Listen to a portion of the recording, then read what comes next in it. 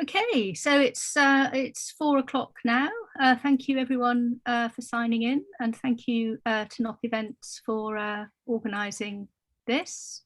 And thank you in particular to Duo Chan, who is going to talk to us about his recent research.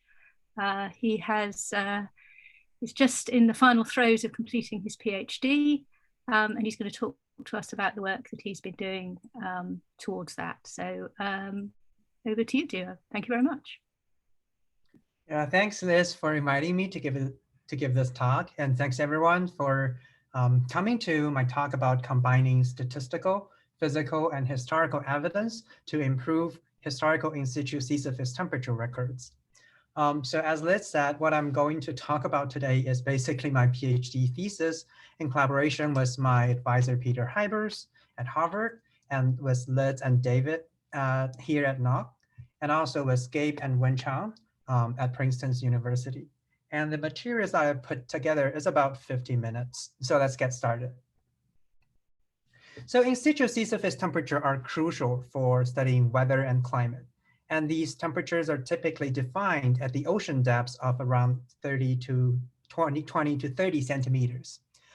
These measurements are used to monitor long-term climate change, to define major patterns of climate variability like ENSO, and to understand extreme weather like hurricanes and droughts. They're also used to calibrate remote sensing temperatures from satellites. Although in situ sea surface temperatures are important, their quality appears to be questionable. And we even see major problems in the most recent 20 years when we think we have sufficiently good technology to measure theirs. So this problem is associated with a phenomenon called global warming hiatus, meaning the slowdown of warming rate. Shown here, this red curve is an older version of global mean temperature from NOAA. As you can see, the warming rate really slowed down after 1998. But after these authors have applied for additional corrections to these ship-based sea surface temperature measurements, which is shown in the black curve, the warming rate actually increased by around 0.1 degrees Celsius after the 2000s, which is, as you can see here. So this corrected recent warming rate actually becomes much more consistent with the warming rate in the early period. And this really changes our anticipation of how future warming would look like. Of course, problem also happens in the early period. For example, in this 2008 paper, Thompson et al. Reported a large discontinuity in global sea surface temperatures. So in this figure, they show, by the way, do everyone see my mouth? Yes. Okay, good, thanks. So in this figure, they show the global mean temperatures provided by the UK Met Office, which was a very early version. And they have removed the variabilities associated with El Nino and also another pattern called cold ocean, warm land pattern. This is basically another internal climate variability. And what is prominent in this curve is this sudden drop at the end of 1945. And quoted from their paper, this abrupt drop is an apparent result of uncorrected instrumental biases in sea surface temperature record. So why having a reliable historical sea surface temperature is difficult? Well, to understand that question, we need to understand how things were measured in the first place. And back in early days, most ocean temperatures were taken not by expert climate scientists, but by these non-expert sailors, not for the purpose of studying climate change, but for helping them to navigate and at most predicting stormy weathers. Although we now have like around tens of millions of measurements collected on these ships, and these measurements have irreplaceable values because they are the only available direct measurement of the past ocean state. But until the 1950s, most of these measurements were taken by dropping buckets into the ocean and measuring temperatures of water in buckets on ship decks. And during the process of measurement, water temperature can become colder by several tens of degrees Celsius due to wind evaporation. And I think you can tell how large that wind can be from this guy's messy hair. So if we are to use these data out of their historical context and study climate change that is only within 1 degree Celsius, we have to account for bucket biases. Yet accurately accounting for bucket bias is not easy. Because of limited metadata, many of the previous studies have been making simplifying assumptions, such that bucket measurements in the same year are biased in the same way as if they were measured by the same person using the same bucket. And to be more specific of what I mean, these corrections often make use of a fixed large-scale patterns to represent SST biases, and often a smoothed time series to represent the amplitude of that pattern. For example, the very early version of Hadley SST used a thermal bucket model to simulate the pattern and assumed a quite linear increase in the amplitude of that biased pattern. Although different data sets may have been using patterns differently or using different ways to estimate this amplitude, they all kind of like make this kind of assumption and applied large-scale corrections. So Hadley SST4, which was a data set that published 2 years ago, has improved from the large-scale correction by referencing sea surface temperature to the uppermost measurement from ocean profiles, which allows them to partially account for more refined and detailed sea surface temperature biases. But before the 1940s, due to the lack of referencing like profiling data, this kind of large-scale corrections was still like used. However, things are definitely more complicated. So biases of buckets will actually depend on types of buckets being used and measurement protocols being followed. So for example, a canvas bucket can be additionally colder than a wooden bucket by more than 0.5 degrees Celsius, even measured under the same condition. And there has been a lot of, actually tons of work to track individual ships done by Julia, and also significant amount of effort at NOC trying to develop ship-based corrections. And I really look forward to see that happening soon. So besides of buckets, sea surface temperatures were also collected using many other methods that have distinct biases. And problems can also happen if different thermometers were calibrated differently. So this is on the observational side. And problems may also happen after data collection, as information transferred from the original logbook to punch card, tapes, floppy disks, and all the way to this modern data set. As you can see, anything in this complicated network could go wrong.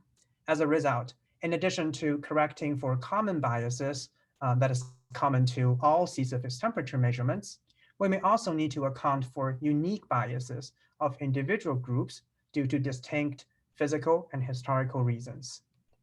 And this is what I have been doing during the past 5 or 6 years. And because metadata detailing the measurement practices is too limited to physically modeling specific biases, I turned this into a statistical problem and developed a statistical method to detect and quantify systematic differences between these individual groups. And my method works like this. So we first group data according to method, nation, and the purpose of their ships, which is summarized in metadata called deck number. And after putting data into groups, we then pair measurements coming from different groups if their ships passing nearby.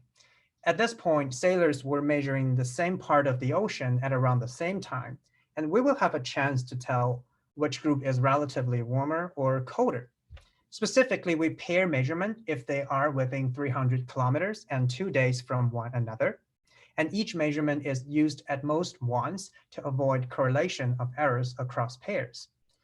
So our algorithm prioritizes pairs that are closest in space.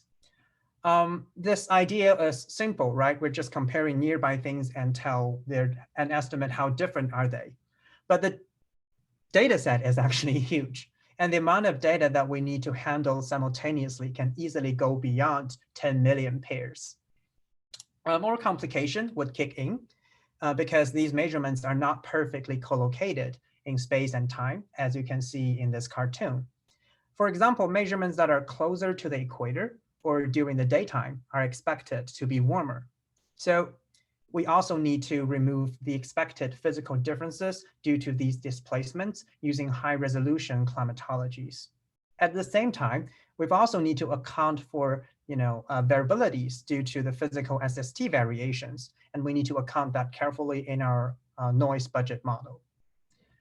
After doing all these pre-processings, we then model the residual difference in individual SST pairs using a linear mixed effect model. So here is the mathematical equation of this model. Specifically, the residual difference is first modeled as the difference in the mean offsets associated with individual groups. So if we write this part out, here the X is a design matrix whose entries are 1, -1, and 0, specifying which two groups are being compared. And this alpha is a vector containing mean offsets associated with individual groups. And this alpha term here in this model is assigned as a fixed effect. On top of the mean offsets, the offsets of individual groups may also vary with region and time. So we also account for these effects, and we account for them as random effect. So to write out, for example, this regional effect term, here this beta is a longer vector similar to alpha, but it actually contains regional variations around that alpha for individual groups. And here this Z is also a similar design matrix, but it now indicates not only which two groups are being compared, but also where that comparison is happening. And all elements in this beta vector is assumed to be a normal distribution, such that the solution will be relaxed towards 0 when fewer data is available for estimating individual regional effects. And this is why we combine this fixed effect and random effect and call it a mixed effect model. Yearly effects are assigned in a similar manner. And finally, for this residual term, we account for mainly two things. The first is uncertainties arising from physical SST variations, and also random and partially correlated observational errors. So the model is essentially solved iteratively between this alpha and the variance of these beta terms until reaching the maximum likelihood estimate. So if we rephrase what I said about this mathematical equations, what this linear mixed effect model essentially does is that it estimates systematic differences of individual groups relative to the average of all paired measurements. For example, as you can see, indicated by these arrows of different colors. At the same time, it also estimates how that difference of individual groups, essentially how these errors may have varied with region and time. So if we apply this method to intercompare measurements that are thought to come from buckets, basically we have 17.8 million pairs spread across or coming from more than 160 groups. And the result looks like this. So this figure shows the fixed plus yearly effect for individual groups. The x-axis goes from 1850 to 2014, and the y-axis are the name of individual groups. And here, because we are only intercomparing bucket measurements, groups are only identified according to nation and deck numbers. So the width of the bars denote the number of SST measurement coming from that group in each year.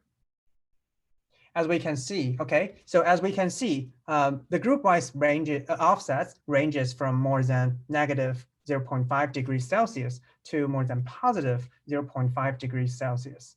And in most groups, this kind of offsets is quite consistent with time. Although in some groups, offsets may vary and even change sign. And the fixed effect of among the 162 groups, the fixed effect of 49 groups are statistically significant with a p-value smaller than 0.05, which is indicated by these single stars. And we can also try to account for the fact that we're doing multiple hypothesis testing by performing a Bonferroni correction, and 6 groups still remains highly significant. And we tested the sensitivity of these results for different model formulations and also different like statistical assumptions. The conclusion is significant and robust in the sense that significant group-wise offsets are found between nation deck groups of bucket measurements. So let's put a little summary here.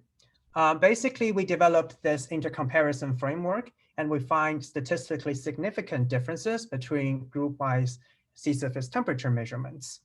And these offsets will map onto the spatial and temporal coverage of individual groups and create regional and time-varying biases that were not accounted before. But before really correcting or adjusting for sea surface temperatures based on this statistical analysis, I think we probably may need to first understand the scale of our statistical method. So we combine physical and historical evidence to understand the origin of these statistically determined offsets. And we have several papers on this. Although I'm not going to focus too much on these part today, I do have a story to share with you. So this figure shows the estimate of differences between bucket measurements for several major collecting nations in the early 20th century. I think one prominent feature is that this sudden drop in Japanese measurements in the 1930s, and the drop can be around 0.4 degrees Celsius. So this group actually contains nearly all Japanese measurement at that time, and they dominated the data source in the North Pacific. So understanding the reason of this drop at least becomes very important. What has happened, right?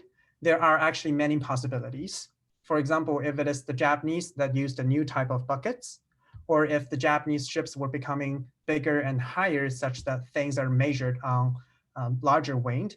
And this is very likely that this was very likely the case because the Japanese was trying to invade, well, a large portion of the world, and they really need big ships to traverse across the Pacific, right? So actually, to figure out the reason, I worked like a detective, really trying to piece together many available evidences. And I even learned some Japanese to facilitate my document reading. And honestly, we made many trials and errors. And finally, with insights from LIDS, we came across with this document that says, well, actually, Japanese data were digitized by different people. And when the US Air Force were digitizing that part of data after the 1930s, what they did is they truncate the temperature, they dropped the decimal, and they floored everything to the whole degrees Celsius. And no wonder their temperatures become suddenly cold by around 0.5 degrees Celsius, right? And in addition to this historical evidence, we've also tried to use physical quantities such as diurnal cycles and physical modeling to understand the origin of other offsets, which I will cover in later slides. But I think with this story, I would like to demonstrate that with physical and historical evidence supporting these statistical skills, we're more confident that we can better remove these biases and provide more refined sea surface temperature corrections. And indeed, the corrected temperature actually brings us with many new insights for understanding past climate change. And I'm going to give you 3 examples. So the first example is about the early 20th century warming. And I'm going to really quickly cover the key results because this was a paper that was published 2 years ago. So in short, without group-wise adjustments, this figure shows the averaged sea surface temperature evolution in the North Atlantic and the North Pacific during the early 20th century. And you can see that the North Atlantic actually warmed by more than twice as fast as the North Pacific. Such a different warming rate was hard to understand because no climate models were able to reproduce such a big difference in warming. And it has been interpreted to arise from an unusually, literally like quoting from the original like paper, unusually large expression of internal variability. But now we know that those Japanese measurements after the 1930s were truncated, and Japanese measurements dominated the North Pacific. So after the correction or adjustments, the new estimates of warming looks like this. Things just becomes much more consistent. And now we know that the discrepancy is nothing physical, and this new estimates actually suggest a dominant role of human activities in driving this early 20th century warming. And this is because the CO2 and greenhouse gases we emitted in the atmosphere is more or less evenly distributed in the atmosphere. So if you're interested in this part, I'm definitely happy to show more details after the talk, including the spatial pattern of the warming and also comparisons with air temperatures from weather stations. So now let's gonna move on to the second example, which is about the World War II warm anomaly. So to start with, I would first like to bring you back to this figure of global mean surface temperature from NOAA. I think compared with really this minor changes, minor in the sense that it looks small, but the climatological meaning is not, okay? In the most recent 20 years, I guess what is more prominent is this warm anomaly. That is around 0.3 degrees Celsius during World War II. As you can see, temperatures, for example, in 1945 is even warmer than some of the years after the 1980s. Interestingly, this warming is seen only in the sea surface temperature component of the NOAA estimate. So what I'm showing here is the most updated version of that sea temperature, which is called the extended reconstructed SST. And you see the warm anomaly is just still here, right? And moreover, not only in NOAA estimate, a warm anomaly of around 0.2 degrees Celsius is also seen in Hadley SST4. So if this warm anomaly is real, it will have implications for understanding external forcing, internal variability, and also climate sensitivity. And actually, several years ago, I met a retired high energy physicist who was senior enough to witness World War II. And he told me that he believed this warmth was because the US factories were making weapons at their full capacity at that time and emitted a huge amount of carbon dioxide. However, we know that greenhouse gases does not work like that, right? At least they are much more long lasting than only 5 years. And if we code our physical understanding into climate model and drive them with known historical forcing, we actually get these gray curves. And you can see none of them can reproduce this warm anomaly. Again, data can be problematic. And it is actually very likely the case for this World War II period, right? A period that experienced unusual changes in how to make these marine meteorological measurements. So the first type of change was the method people used to measure sea surface temperatures, which has been suggested by the Thompson et al. Paper almost 12 years ago. What they argued is that before and after the war, a large proportion of sea surface temperatures were collected by bucket methods that are coldly biased. But during the war, an increasing proportion of data was thought to come from another method called engine room intake method. So basically, this method works like this. The large engine ships need to pipe in seawater to cool their engine rooms. And they also need to monitor the inlet and outlet temperatures to make sure everything is working properly. So the inlet temperature is used as a byproduct to indicate sea surface temperatures.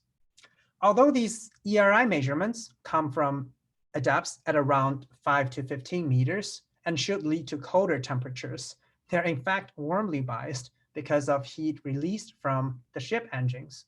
So associated with this change in measurement method is the change in the sign of SST biases, which leads to this positive wartime anomaly. To better demonstrate this point, Peter and I basically separate measurements come from different methods and plot the uncorrected bucket and engine room intake only sea surface temperatures, which is shown in the blue and the red curves respectively. As you can see, a large anomaly is not seen in neither one of them. It is only when we combine all available SSTs do we see this large jump in the wartime temperature. So another type of change involves take nighttime temperatures, or at least read nighttime temperatures inside ships to avoid lighting a torch on the deck and being detected and destroyed. And Folan et al. Has reported a warm anomaly of around 0.8 degrees Celsius in the marine nighttime air temperature, measurements during the war, okay? Although this has not yet been found or reported for sea surface temperatures, it is also likely that bucket measurements were taken or at least read inside ships. Of course, previous corrections has somehow accounted for these offsets or biases. So there has been several types of corrections. One type of corrections, as adopted by ERSSTs, did not distinguish between bucket and ERI measurement. They simply clumped everything together and referenced sea surface temperature to a third-party temperature. What they used was the nighttime marine air temperature measurements. However, one limitation of this method is that the quality of corrected sea surface temperatures will heavily rely on the quality of the reference temperature. And in fact, the nighttime marine air temperature is not even a good reference. For example, they suffer from biases of being taken indoors.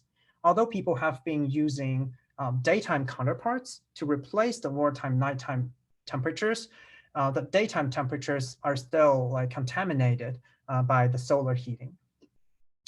Another limitation is that using this kind of method, it is almost unlikely to attribute data problems to specific subsets of measurements.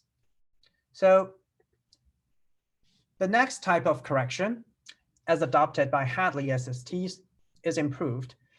They try to distinguish between bucket and ERI measurements.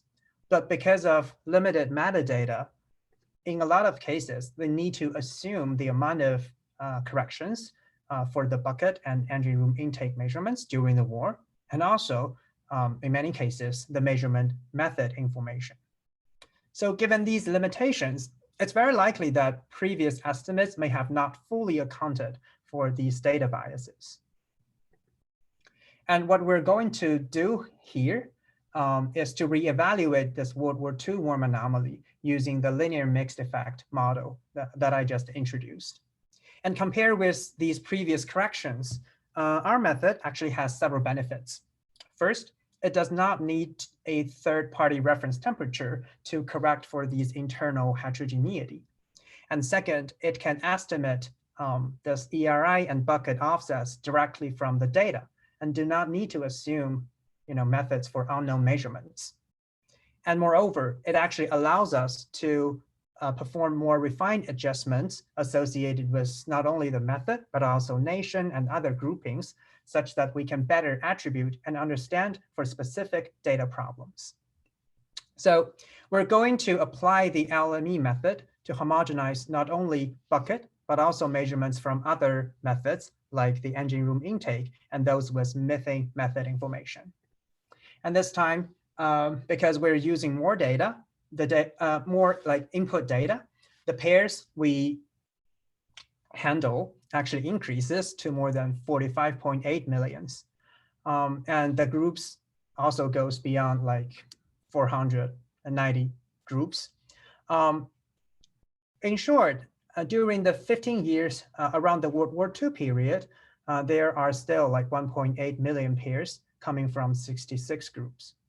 So after we run this linear mixed effect model, what I'm showing here is the average offset for the 66 groups that are around the World War II period. And as you can see, that these groups are identified according to method, nation, and deck numbers.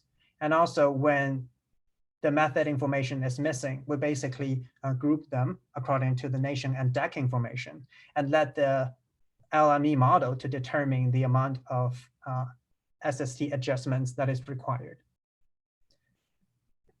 So one way to evaluate the scale of the offset that I just showed you is to look at the amplitude of diurnal cycles or the day-night differences. And Julia has been showing or using the diurnal cycles to estimate the measurement method for individual nations. And here we're just combining that information with the offset estimates to gain more insights. So in general, we would expect a negative scaling to emerge between the offsets and amplitude. And the rationale is that because the bucket measurements are coldly biased, right? But they should have larger diurnal cycles because of additional solar heating during the daytime, so that day-night difference becomes bigger. Whereas the engine room intake measurements are warmly biased, but they actually should have smaller diurnal cycles because this method samples water at a deeper depth that is less affected by the sun. So when we plot the group-wise offsets detected by the LME or the intercomparison method against the diurnal amplitude of individual groups, and if we denote the color, if we use the color to denote the measurement method, we do see this expected negative scaling with bucket groups sitting on the colder end and ERI groups sitting on the warmer end of this slope. And here we only have a valid diurnal cycle estimates for 33 groups because these groups contains enough amount of tracked ships and good quality of data for us to estimate diurnal cycles. So there are not like 66 dots here.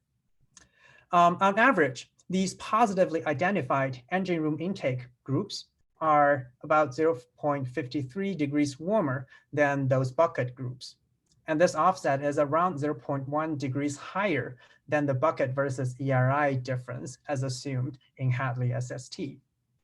At the same time, we can also use this relationship to figure out the method of some US measurements, which contributes to more than 95% of the wartime measurements without a method information.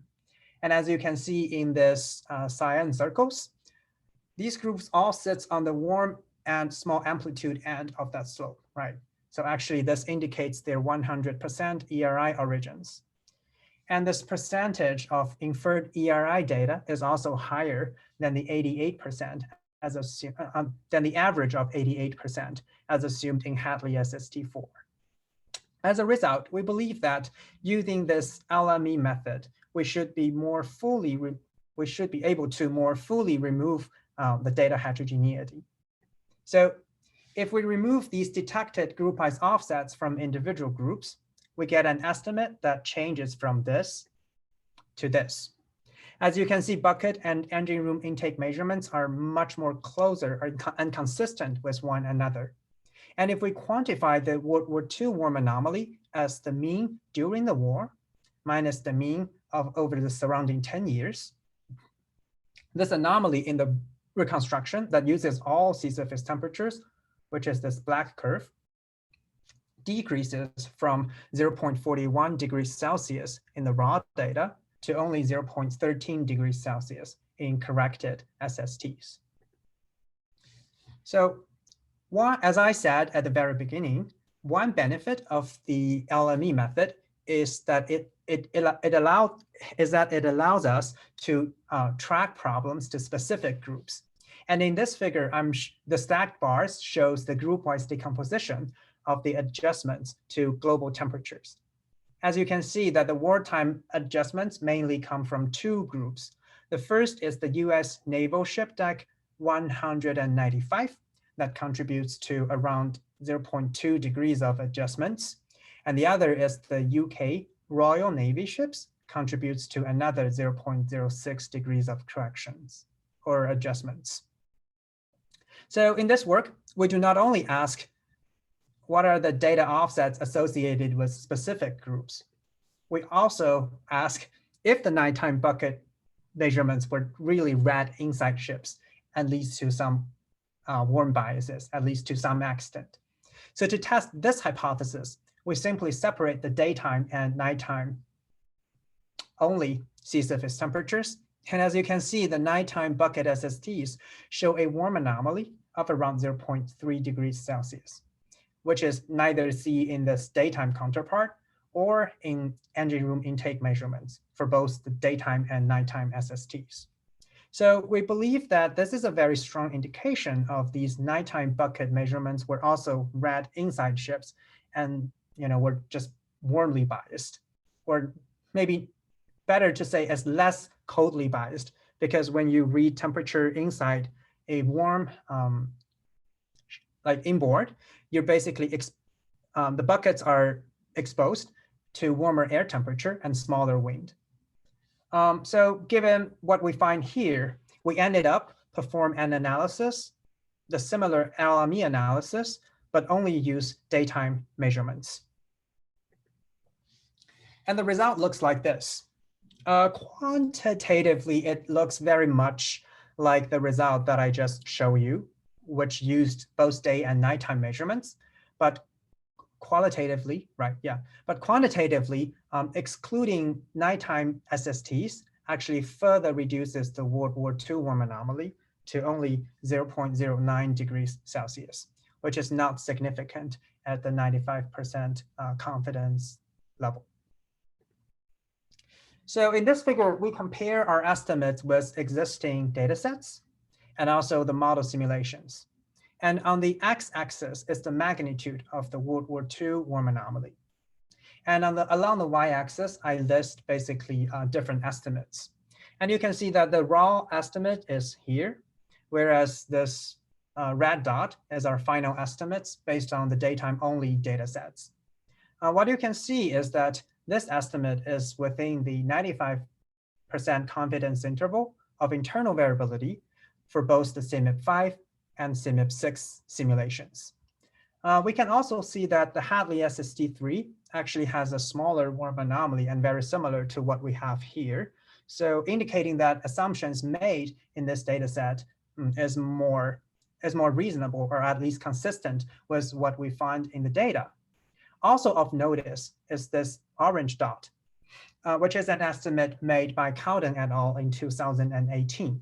So what they did is they applied a large-scale correction like those for ERSSTs, but the reference they use is the air temperature from coastal and island stations. And these temperatures were thought to be more stable and homogeneous. Whereas the approach of Cowden et al. Really requires the average sea surface temperatures to agree with land station data. I think our analysis showed that this World War II warm anomaly is an artifact arising from specific groups and features of sea surface temperature measurements. But once corrected for example, the warmly biased naval measurements, and also this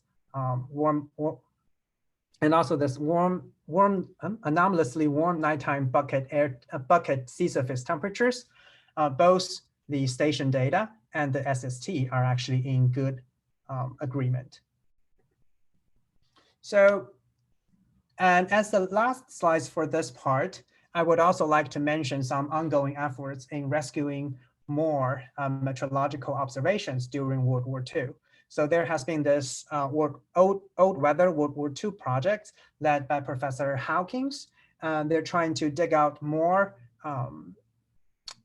temperature measurements from the US naval ships during this wartime period.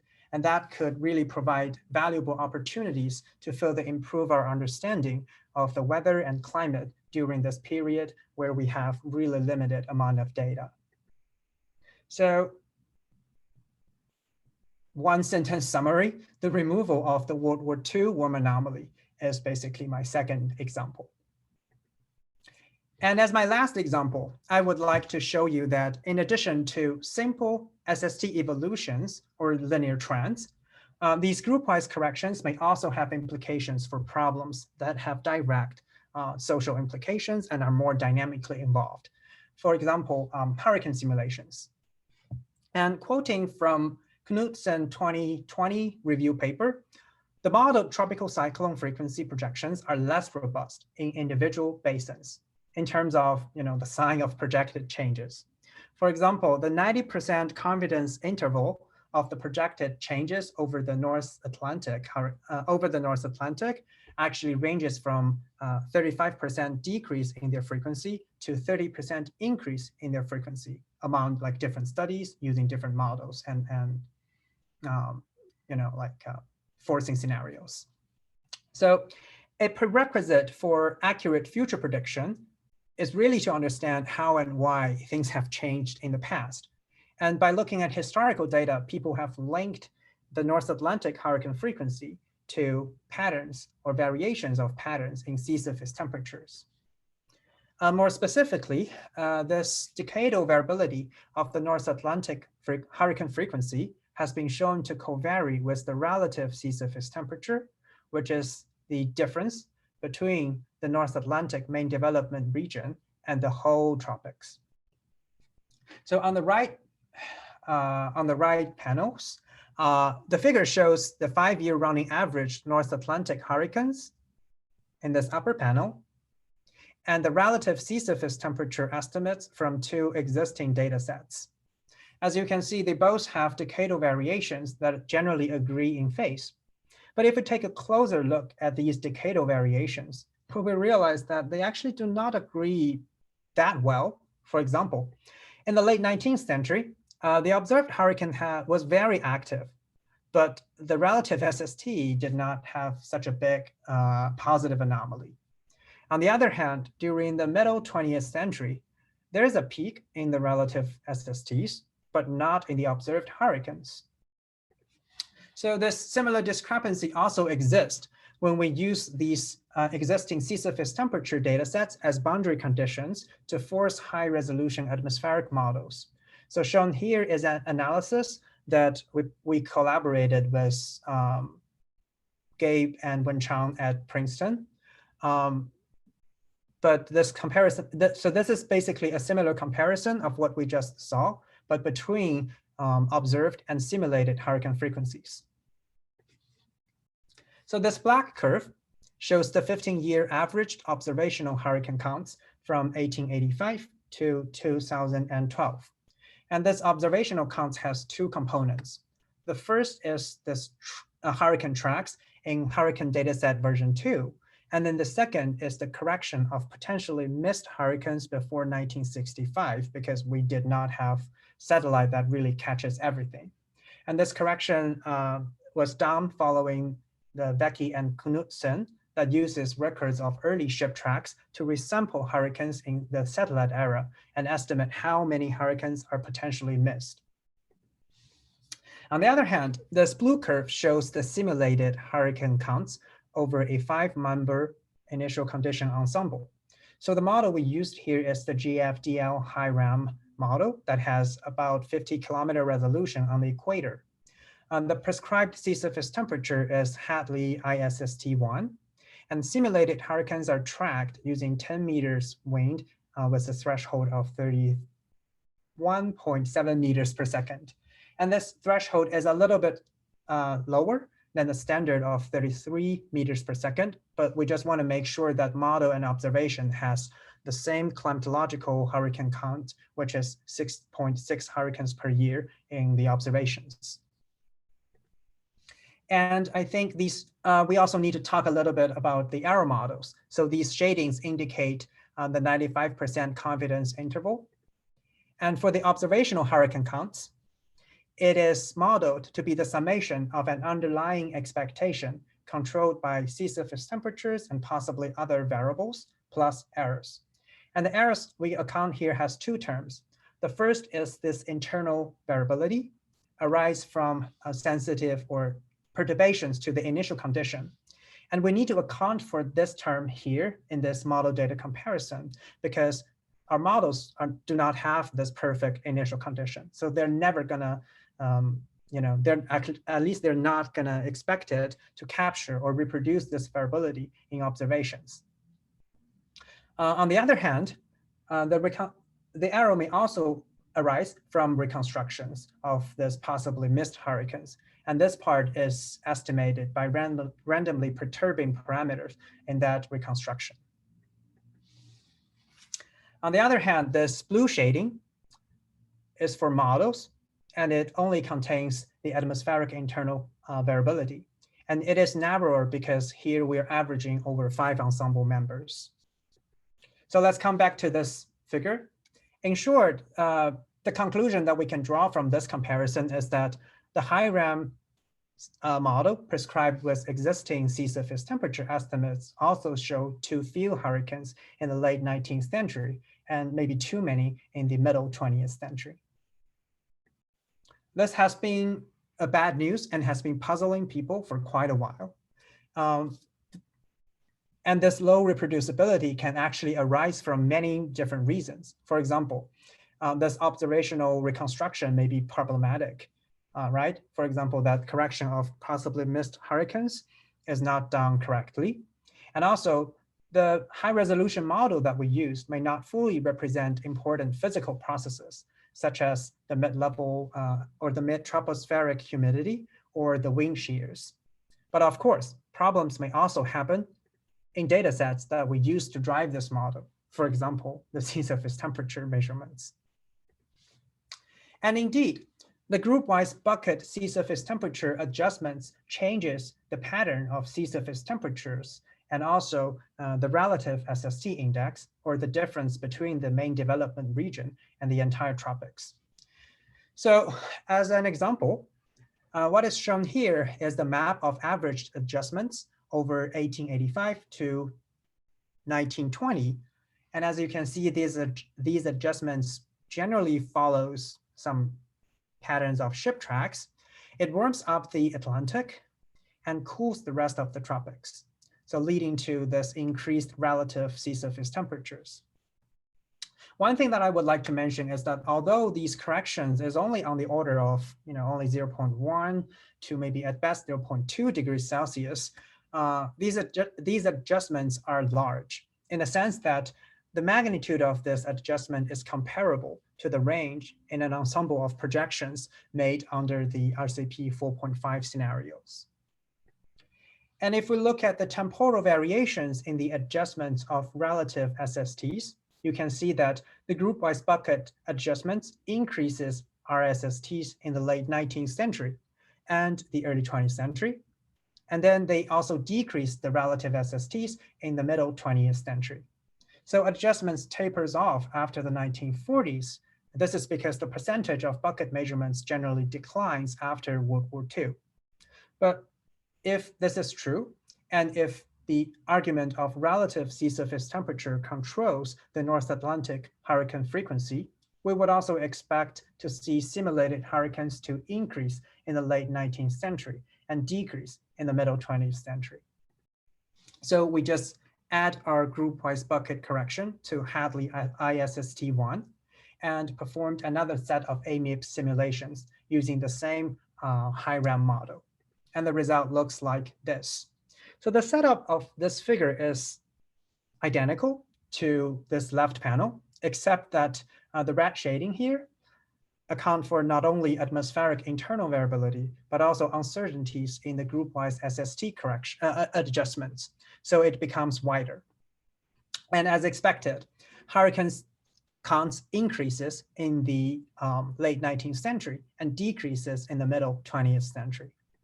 And here I'm showing the difference of the red minus the blue curve, just for you to have a better sense of what is the change and also the significance of that change. So in short, the simulated decadal variability of North Atlantic hurricanes actually becomes much more statistically consistent with observational estimates. And if we collect some statistics, for example, the R-square between the two curves, we see that it increases from 0.24 to 0.42, which is significant at the 95% confidence level. So this really significantly increases the model's reproduction scale. And at the same time, it also indicates that, in fact, current models are able to reproduce historical North Atlantic hurricane activities once given sea surface temperatures that have biases better removed. So the finding that sea surface temperature biases is the major limiting factor for models to reproduce historical hurricane activities, I think it's good news for both the hurricane community and the sea surface reconstructions. So for the hurricane community, it means the model is valid. And for us, it really means an independent evaluation, or at least to some extent, an independent evaluation of the scale of our adjustments. And I think this result also demonstrates that accounting for regional SST biases on the order of even several tenths of a degree Celsius is actually important. And if we wanted to make accurate future predictions of hurricanes, we also need to provide accurate predictions of sea surface temperature patterns in the first place. There are many follow-up works that can be done. And in terms of further improving the quality of historical SSTs, I think there are at least 3 of them. For example, we need to adjust sea surface temperatures, not only between buckets, but also combining methods that comes from combining measurements that come from other methods. And in addition, I think a correction, because our intercomparison is relative, right? It's very likely that there is a common bias that is not yet accounted for. And I think a common bias needs to be developed as well. And such a correction should be compatible with the group-wise homogenization that we just talked about, such that we do not double count or miscount for anything. And also, that I recently realized to be very important is the uncertainty associated with the spatial mapping.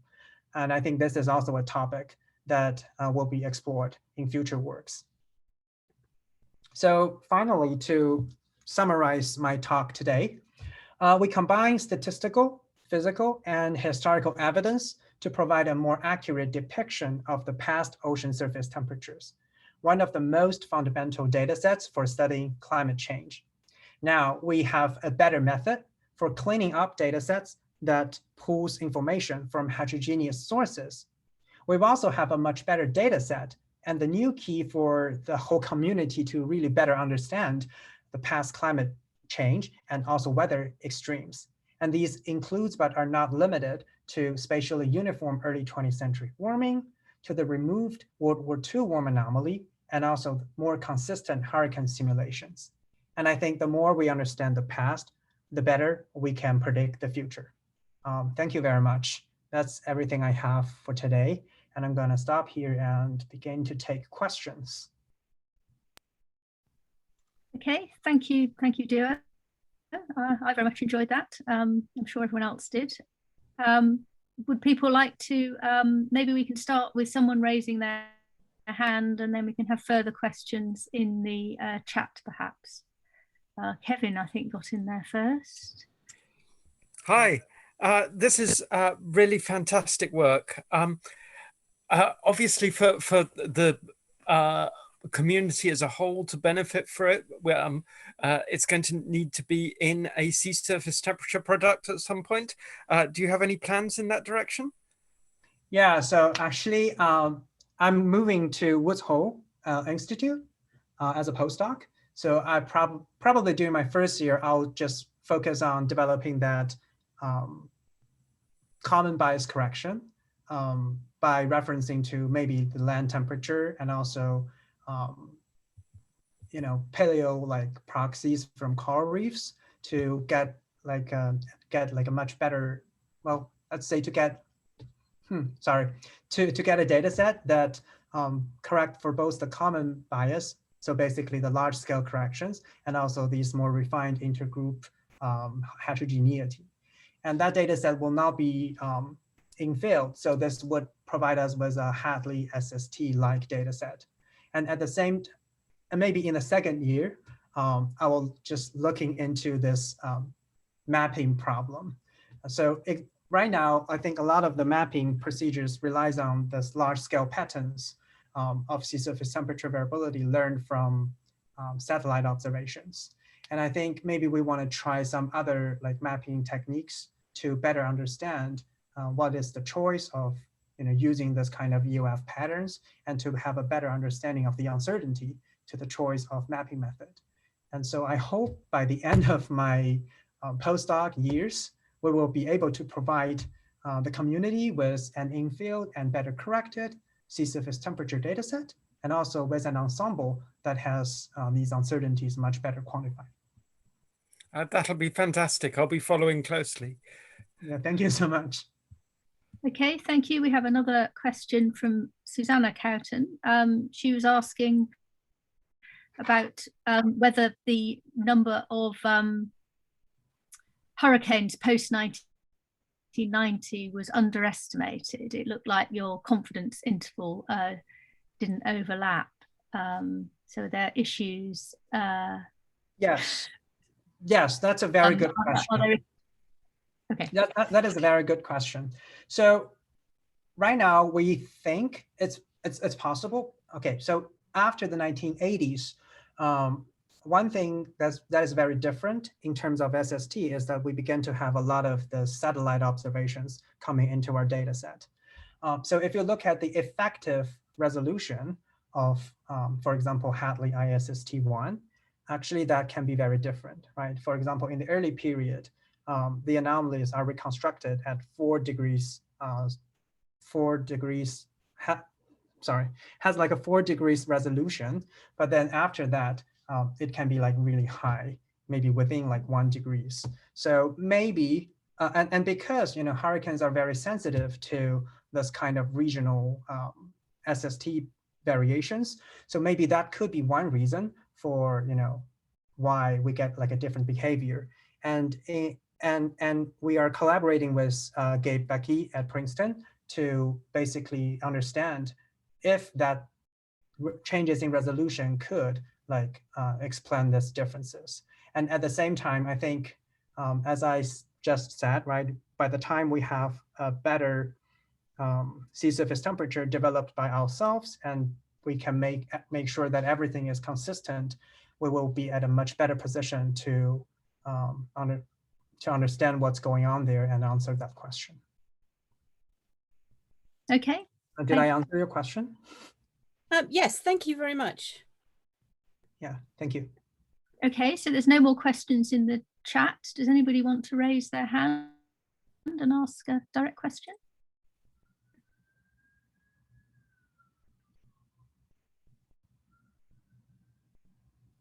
I can't see any hands raised. So thank you very much, Duo, and we can finish the seminar there. Are you able to hold on for a minute? Yes. If people want an informal chat with you, we can do that. So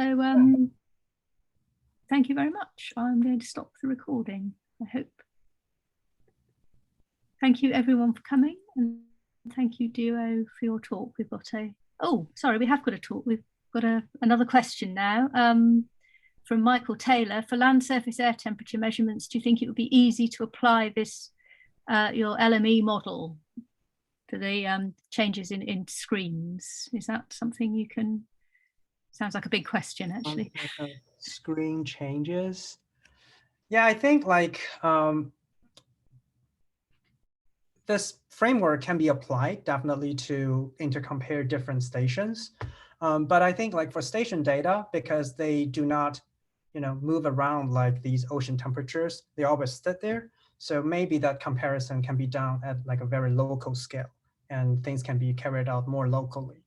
And I think that is the main difference between the land station and sea surface temperature, the characteristics of these land station and sea surface temperature measurements.